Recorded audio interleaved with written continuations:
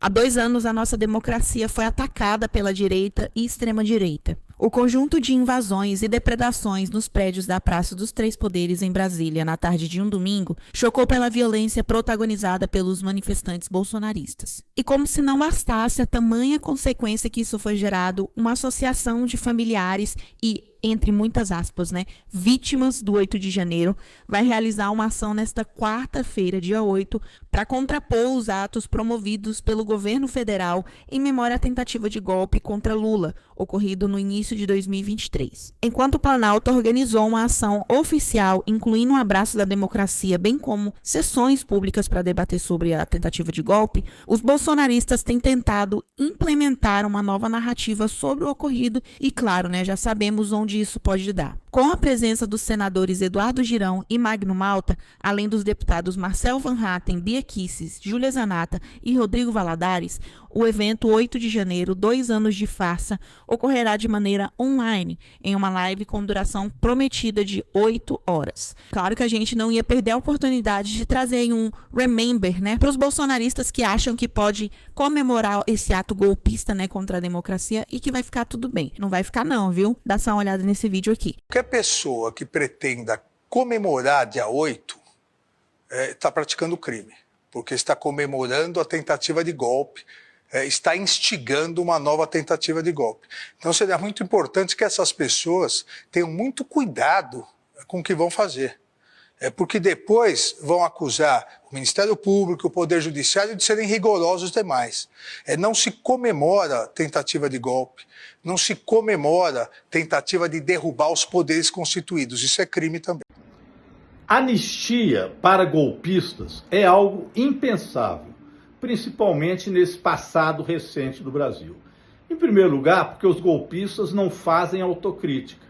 Mesmo sabendo que havia um plano que incluía até a tentativa de assassinato de um presidente da República, um vice-presidente e o presidente do Tribunal Superior Eleitoral, para que uma junta militar tomasse conta do país e proclamasse vitorioso o candidato que perdeu as eleições, na época Jair Bolsonaro, eles fizeram. E nenhuma autocrítica em relação a isso. Continuam, portanto, pregando golpes. Em segundo lugar, pessoal, quem assistiu Ainda Estou Aqui e viu a premiação maravilhosa de Fernanda Torres. And the Golden Globe goes to Fernanda Torres. Do filme fundamental para a democracia no Brasil, não pode pensar em anistiar golpistas pelo passado histórico que o nosso Brasil já teve. A aposta agora é saber quando Bolsonaro vai ser preso. Eu estou apostando mais ou menos agosto, no máximo setembro, porque em fevereiro já vem a denúncia da Procuradoria-Geral da República. É a mesma que nós fizemos na CPMI. Bolsonaro e seus generais têm que pagar pelo crime que cometeram. É sem anistia. Bolsonaro tem que ser preso. Essa história não pode terminar como a história da ditadura militar, em que os assassinos de Rubens Paiva não foram presos, em que os que atentaram contra a democracia, queriam jogar uma bomba no Rio Centro, não foram presos. Essa história se repete. Bolsonaro, na verdade, é a continuidade daquela política do porão, do general Silvio Frota, daquela turma que, entre 78 e 87, jogaram 70 bombas contra bancas de jornais, contra jornais. Foi isso que aconteceu. Não houve punição para essa turma.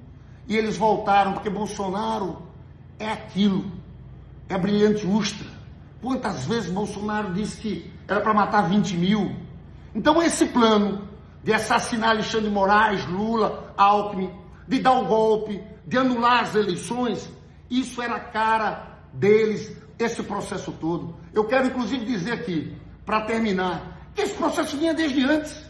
Teve uma reunião que foi descoberta, estava no dispositivo, no computador do tenente-coronel Mauro Cid, em julho de 2022, em que o general Heleno dizia, temos que virar a mesa antes das eleições, em que esse general Mário Fernandes, que está preso, dizia, é 64 de novo, é junta de governo, é governo militar.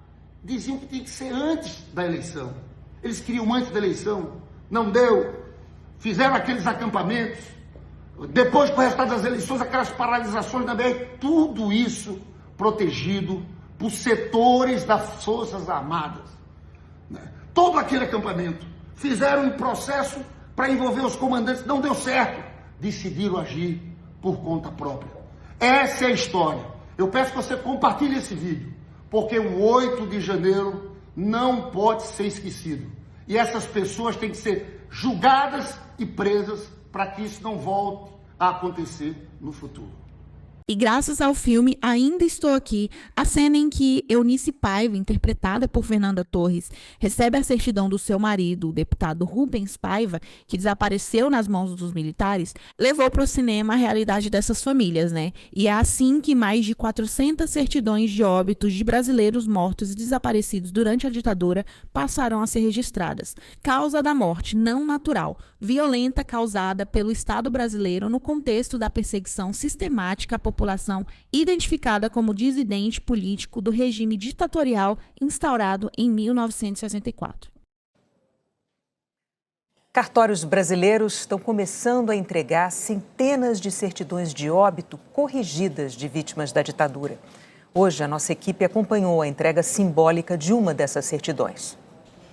O documento que as duas irmãs vieram buscar nesse cartório em São Paulo repara mais de meio século de luta. Eu sempre tive esperança. A verdade sempre vence, sabe? E esse atestado anterior aqui era mentira. Crimeia Almeida e Amélia Teles foram presas, torturadas e testemunharam a morte sob tortura de Carlos Nicolau Daniele, no DOI-CODE, na capital paulista, em 1972. Na certidão de óbito do amigo do Partido Comunista do Brasil, constava como causa da morte anemia aguda traumática. Hoje o documento foi retificado e passa a informar que a morte de Carlos não foi natural, e sim violenta, causada pelo Estado. A violência que ele sofreu foi a violência causada por um Estado autoritário, um Estado ditatorial. Está escrito aqui. É uma questão de justiça, sabe? Cartórios de todo o país estão sendo notificados a cumprir uma resolução aprovada por unanimidade pelo Conselho Nacional de Justiça. As certidões de óbito dos 202 mortos durante a ditadura terão que ser corrigidas. Já os 232 desaparecidos durante o regime militar terão finalmente direito a um atestado de óbito. E todos os registros terão que informar que essas pessoas foram vítimas da violência cometida pelo Estado. A Comissão Nacional da Verdade foi quem reconheceu o número total de 434 mortos e desaparecidos na ditadura. As famílias sequer precisam vir ao cartório? Não, elas não precisam vir ao cartório, elas serão contactadas no momento oportuno, já com as certidões em mãos, para que elas possam ter o seu direito de reparação consagrado. Até agora, as certidões de óbito de mortos na ditadura só eram corrigidas depois de longas batalhas na justiça. Só há 5 anos, a dona Ângela conseguiu retificar a causa da morte do companheiro, o jornalista Luiz Eduardo da Rocha Merlino, morto em 1971. Fique claro nacionalmente que houve pessoas que enfrentaram a ditadura militar e que, por causa disso, morreram em condições atrozes. A família do jornalista Vladimir Herzog conseguiu só em 2012 a alteração da causa da morte de suicídio para lesões e maus-tratos nas dependências do Exército. A coordenadora do instituto que leva o nome de Herzog diz que a resolução do CNJ corrige um erro histórico. É reconhecer que o Estado brasileiro faz parte desse processo e que ele precisa se responsabilizar também por isso. Nós conseguimos, valeu a pena.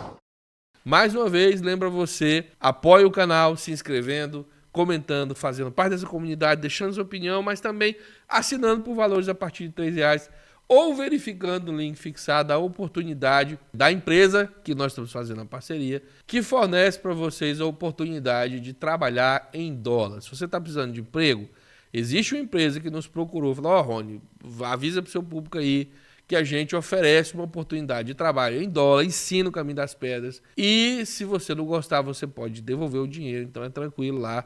Pelo que eu estou vendo, tem devolução sim, funciona a devolução.